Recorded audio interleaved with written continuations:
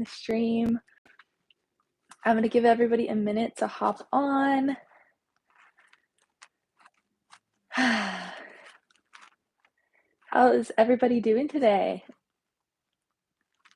Let me know if you can hear me okay and where you're tuning in from. Yes, very much still enjoying my journey in Dharma and always will be. It's an eternal happening for sure. So this was a very spontaneous live stream. Oh, very cool, very cool. In the UK. A very spontaneous live stream. I'm actually leaving tomorrow to go to Mount Shasta for the next week and a half. I'm teaching a retreat up there. So I'm really, really excited for that. But I also felt like I should tune in with everybody and share some space, share some downloads before I leave. I've been, quite frankly, in a really powerful state of consciousness for the past 24 hours or so, and it's hard to encapsulate in words, but I'm having very much a like Satori slash some version of samadhi experience right now, and I feel very humbled by it, but I also felt it's something that should be shared, even if it's just at an energetic level, at an entanglement level. So I'm here to do that, and I'm here to connect with all of you wherever that you might be at, or wherever you might be experiencing this consciously, and what you might be dealing with in your life. So I'm kind of just here to serve during this live stream. Let me know how I can serve you and hold space, share space with you, with whatever that you're going through or dealing with. Hi Maddie, hi Brandon, hi Zara, and Gustavo. Great to have you guys on here. Love seeing your friendly faces. Francisco, what's up? Nice to have you guys on here. So I have a question for those of you guys who are here and are tuning in. Where are you all at? What have you all been experiencing this past week, or even this past month? I feel like it has been a really, really transformative time consciously, and so much transmutation and conscious breakthroughs have been happening in and around me, and I was just curious if you all have been experiencing that as well. I would love to hear. I'd love to hear what you guys have been going through. Sometimes this process also doesn't feel nice and doesn't feel easy, right? But we can go through a lot of intense churning, right? A lot of different purging kind of coming out of our being. Just checking the comments here. Positive transformation and growth. Tough but transformative, yes. Las Vegas, high transformational energies. Oh, beautiful. Wow. Very cool. Relative newcomer to the live streams, great change. Oh, great to have you here. How to open third eye, I will answer that in a second. Yes. Oh, beautiful, Gustavo. Did you watch Casimir Files? Yes, I'm very aware of this movie or documentary that came out, and I have not watched it yet. I've been super busy prepping for this retreat that I'm going to be off the grid for a week and a half. I plan to watch it right when I come back, and I want to actively share about it once I've actually seen it. So I will be doing that. Don't worry. I definitely will be. It's a very important topic. Much love to you as well. I'm doing wonderful. Very, very blissful. How are you? So back to third eye, right? Third eye, such a hot topic, right? In the spiritual world. One of the ultimate ways easily to awaken the third eye, the most traditional, most effective, in my opinion and experience, is initiation, direct initiation, or diksha through an enlightened master, through an avatar, through a guru. Mine was awakened through my guru, and I can't take any credit for it, but I have had absolutely mind-blowing experiences with the third eye and Shakti's powers of the third eye because of my guru's initiation. So that is something I highly recommend for you all to experience in this lifetime, if you can. Um, it's definitely something which is, you know, beyond words. There's also many different yogic processes and meditations that are described in yogic philosophy and tantric philosophy for connecting with the third eye. If you want to read more about those, you can read Vijnana Bhairava Tantra. This is an amazing text in relation to this tradition and information, so I definitely recommend that. There are also a lot of different pranayamas, breathing techniques for third eye awakening. I have two tutorials here on YouTube for them. One is a Trinetra Kumbhaka. That is the number one I recommend. It's here on my channel. Nadi Shodhana is also pretty effective, but Trinetra Kumbhaka is like best one for third eye. Okay, coming back here. Hi, Nick. Wow, Francisco. Silence for 3 months. That's so beautiful. Sydney, hi from Indiana. A lot of powerful, wonderful, supportive people have come into my life, and it shows me a higher timeline. Oh, that's so beautiful. What a gift. I feel that as well. Teresa, hello, Prasiddha. I would like to ask you, what is the energy healing called that is similar to Reiki but used in yoga and Ayurveda? You talked about it before. Thank you so much. Yes, sometimes it's referred to as pranic healing. Um, I also practice theta healing, which is something you might have heard me talk about. I have been certified in theta healing, which is something I really love to share as well. Sing, how to get the benefits of Haritaki quickly? I don't feel any change taking it. How long have you been taking it for? And how much are you taking? Mountains in the third eye. That's beautiful. I don't want to tell you what it means. You tell you what it means. Meditate on it. That's what Swamiji always said to me. I found a wonderful yoga studio in my town. A lot of divine timing. Yes, so much so. This has been happening so much for me lately, especially the past 2 weeks. Like incredible windows and doors opening up in front of me, and like that space of when we're in alignment and when we're living in alignment, how everything just happens without effort. Like all the things just come that you need without effort, all of the things you wanted to bring in come into your field without effort. That's what I've really been experiencing, especially the last 2 days, but a lot in the last 2 weeks. And um, it really just is a testament, right? To like when you're in alignment, when you're really with the flow, with the flow of life and with source, right? You're like in that space where things are just being constantly shown to you and interacted with you, right?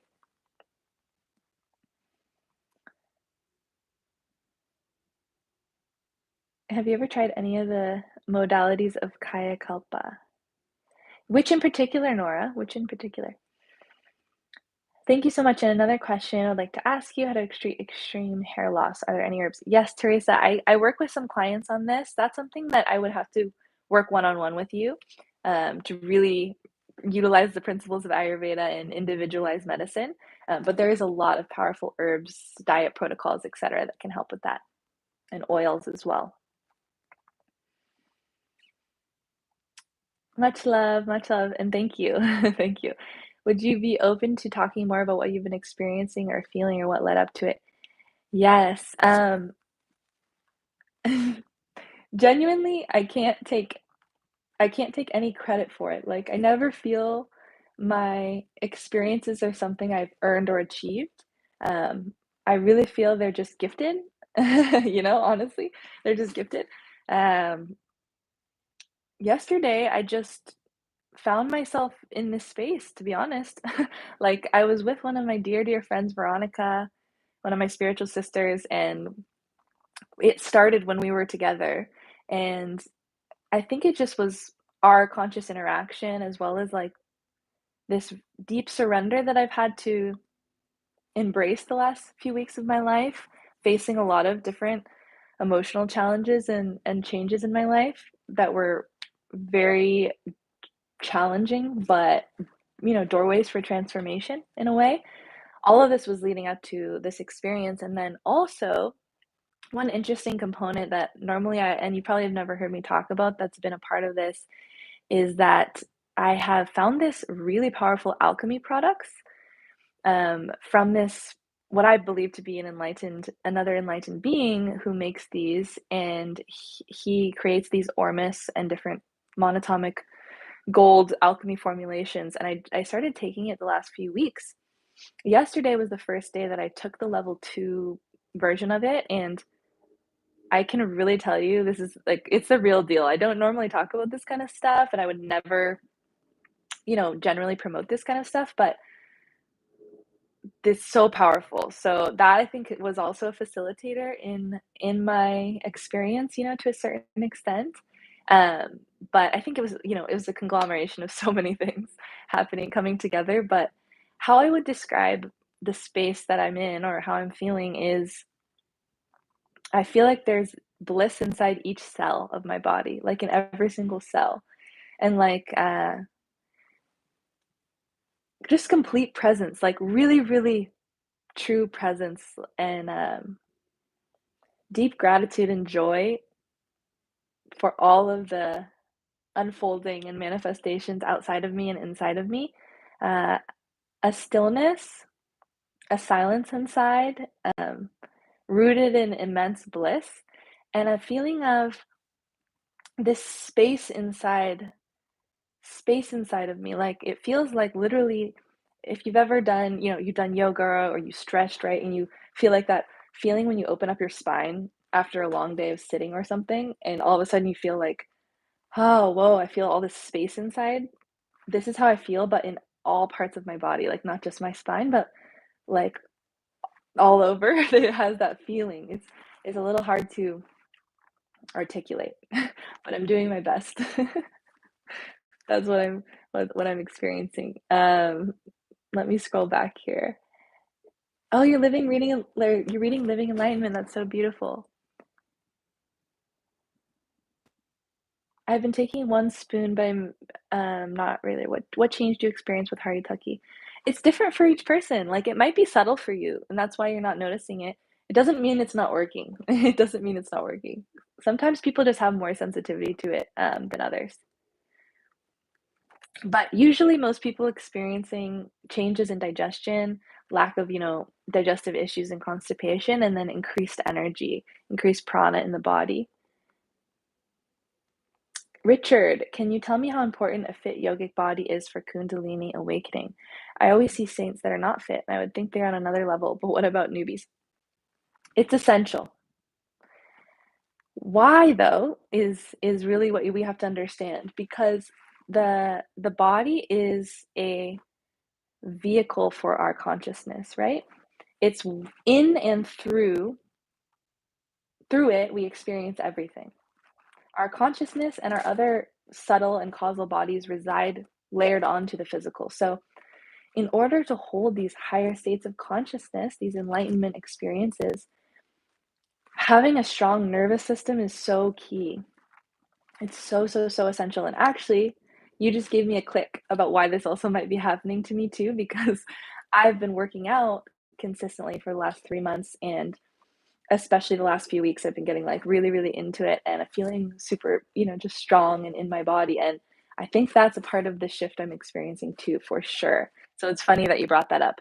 But as per why these maybe sages or masters don't look like they have a yogic body is definitely a misperception of our mind. We have to understand that the process our bodies need to go through pre-enlightenment is different than what they experience during and after, and what's required during and after. So just know that our our framework on it, our human framework on it, or judgment or viewpoint on it, is not entirely accurate. We don't fully understand this conscious science, and a lot of these masters were raised, like Swamiji, for example, was raised doing yoga from birth, basically doing intense hours of yoga every day of his life from birth.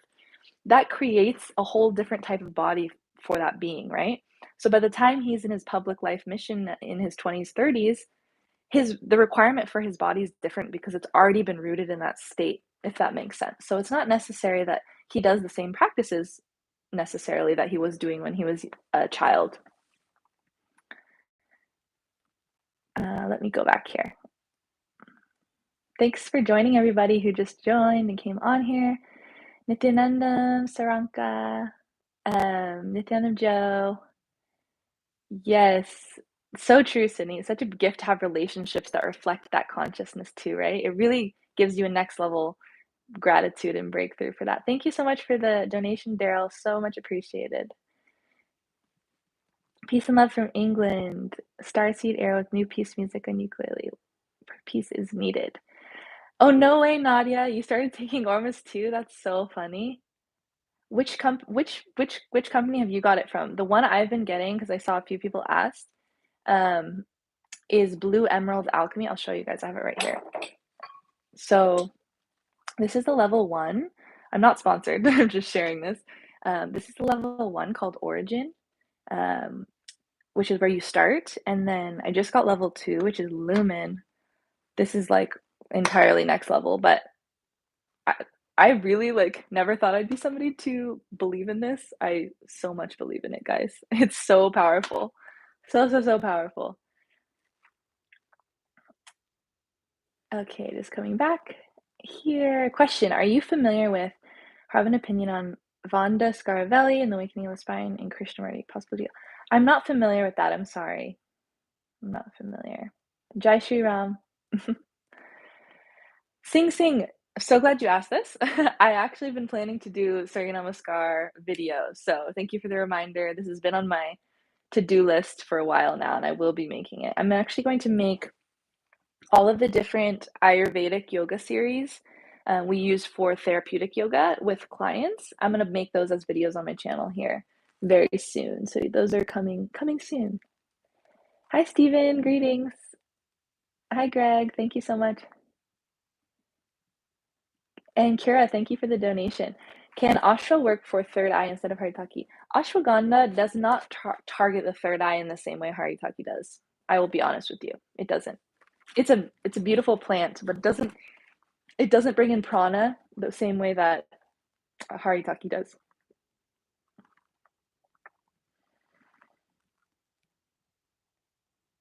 Do you leave your body? Sydney, no, actually. There's no leaving of the body. It's like completely within the body, it's all happening also. Like in the present, in the entire experience of this it's happening now. Yeah.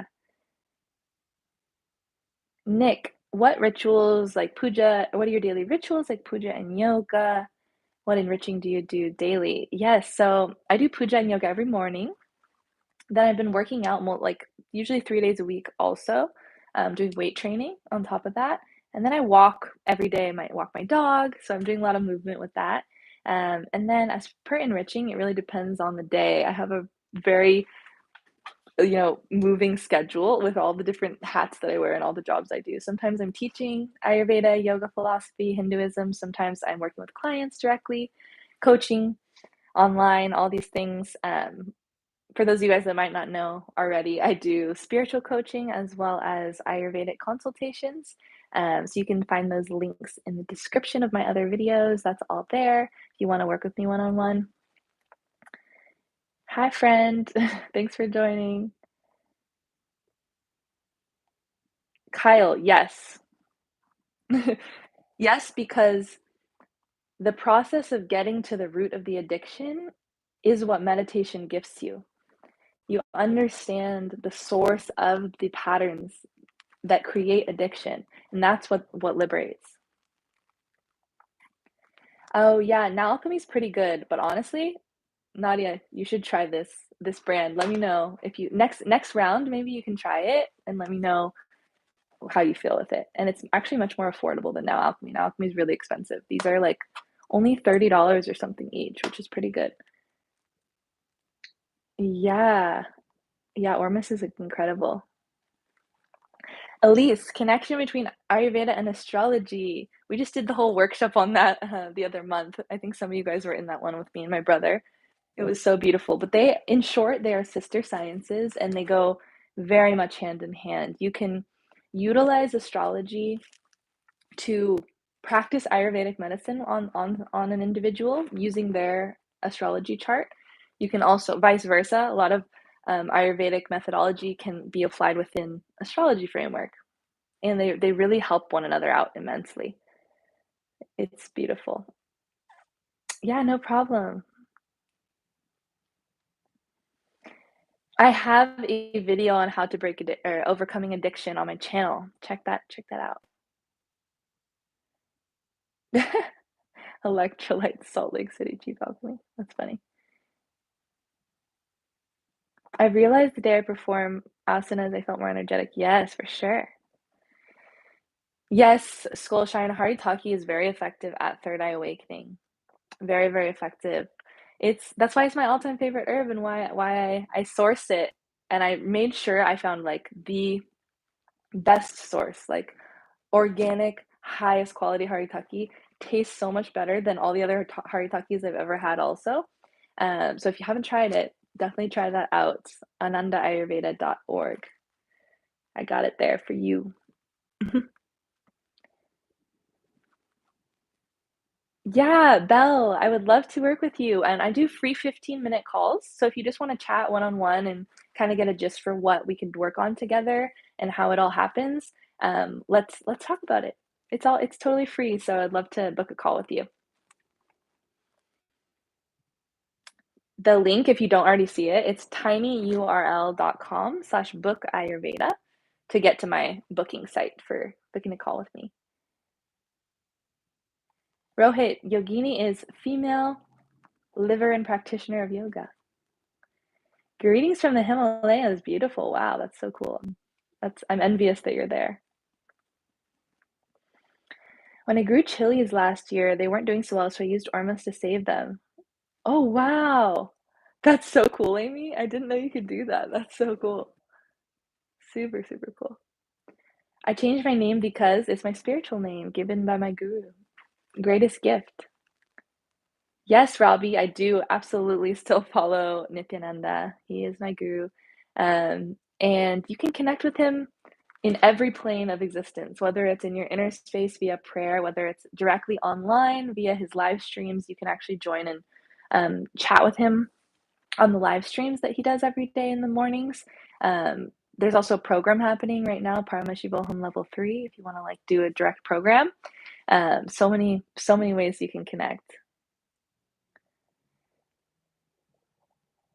Prasiddha, I found your channel my freshman year of college. I'm graduating. No way. Wow, that's such a trip. I can't believe like from the beginning to the end. Yeah, we've been connected. That's so beautiful. Congrats, by the way. My advice, I would just say take time to really explore who you are and what your mission is in the world. And a lot of times doing that can look like taking some distance from the place which you are in or that you grew up in and away from the people that know you, that identify with you. Really allowing yourself to be unknown in an unknown space can allow that to flower. So I would just recommend trying to take a little bit of time to travel and to do a little bit of that self-exploration if you can. Yeah, if you can, that would be beautiful. Richard, how do you recharge to do more sadhana? See, I think the biggest thing that keeps sadhana sustainable is the way we take care of our physical body. This is why I'm so passionate about yoga and Ayurveda, because that's what keeps everything else going. When we have our health, when we have longevity and energy and bliss in the body, everything else becomes so much easier. So much easier. That's my secret. Oh, that's so sweet. Thank you. You guys all make me smile so much too. I really appreciate the sharing of oneness with you.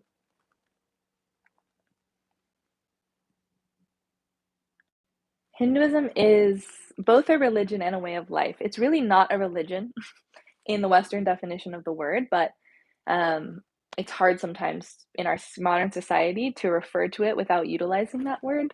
But it's much more a giant, massive umbrella of spiritual paths. It's a cosmic science, as Swamiji always says.